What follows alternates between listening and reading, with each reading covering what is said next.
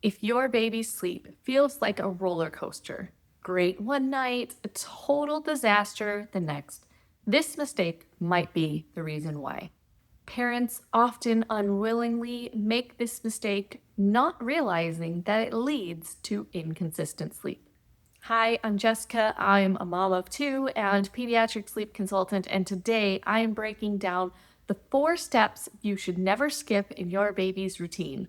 Because missing even one of these steps could teach your baby to fight sleep instead of welcome it. And stick around because step number 4 is one that I see skipped all the time by loving parents, and it's quietly stealing hours of your baby's sleep every single night.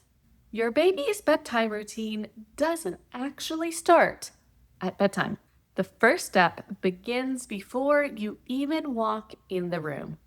This is the wind down cue.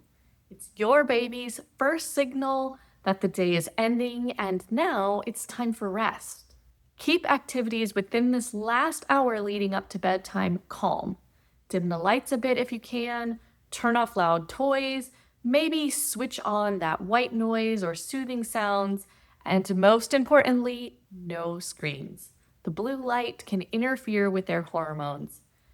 These small, consistent cues can help lower cortisol and boost melatonin, your baby's natural sleep hormone. Keep it consistent. It's not about a fancy ritual, it's just about a predictable rhythm. That is what trains your baby's body to expect sleep at the same time every single night. If you're unsure how long your baby should be awake before this step, grab my baby sleep chart linked for free below. It'll tell you exactly how long each wake window should be by age, so bedtime actually lands when your baby is ready for it. This next mistake might surprise you. More on that in a second, but first I want to hear from you. What's the hardest part about your baby's bedtime routine right now? Put it in the comments below. I read everyone and I love helping you tweak it. Now, to the next mistake. Your bedtime routine isn't about sleep at all. It's actually about connection. Before separation, or AKA sleep, babies crave closeness. Their brains need that reassurance that they're safe before they can let go and fall asleep. It doesn't need to be hours long, just 5 minutes of undistracted connection, like reading together, gentle rocking, singing a short song, can calm their nervous system. When bedtime feels warm and connected, your baby stops fighting it. You're not spoiling your baby, you're filling their emotional tank. And when they feel safe, sleep naturally follows. If your baby's routine feels chaotic, this next mistake could be the culprit. The order of your bedtime routine is what teaches your baby what comes next. Babies thrive on predictable sequences. When you do things in a different order each night or skip steps altogether, they miss the cues that their mind and body need to release the hormones that make them sleepy. Follow this order: bath, pajamas, feeding, calm activity, and lights out. When you feed right before sleep every night, your baby's brain starts linking feeding with falling asleep.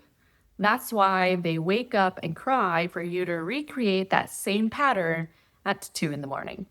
Try feeding outside the room and adding a short awake period after feeding, something like singing a song or a diaper change before you put them down.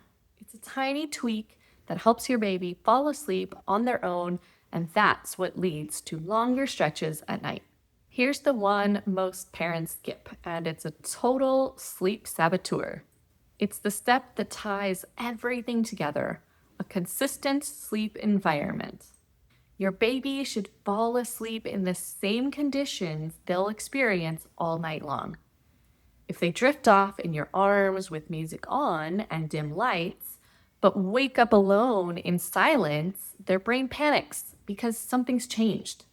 That's what triggers those middle of the night wake ups. Keep white noise playing, maintain consistent darkness, and put your baby down awake but calm.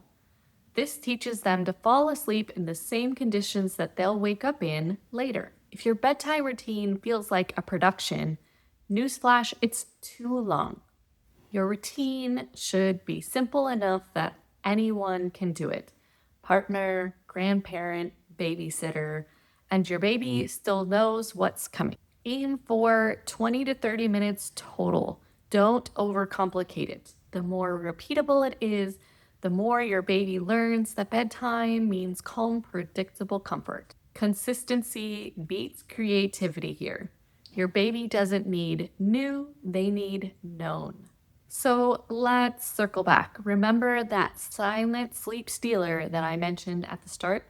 It's not the nightlight or the noise machine, it's the inconsistency. Babies and toddlers thrive on predictability. When bedtime is about the same time every night, in the same order, and they fall asleep in the same conditions they wake up, they will sleep longer and get higher quality rest each night.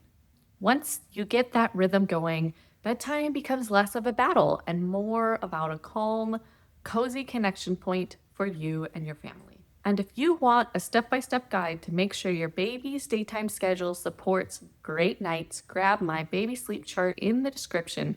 It's free and it'll take the guesswork out of wake windows, naps, and bedtime timing. Now that you know the 4 steps that you should never skip in your baby's routine, you might be wanting to learn the best way to dress your baby for all-night sleep. But how do you do that? It all starts by watching this video next, because when you pair what you just learned with what's in this video, it's way more powerful.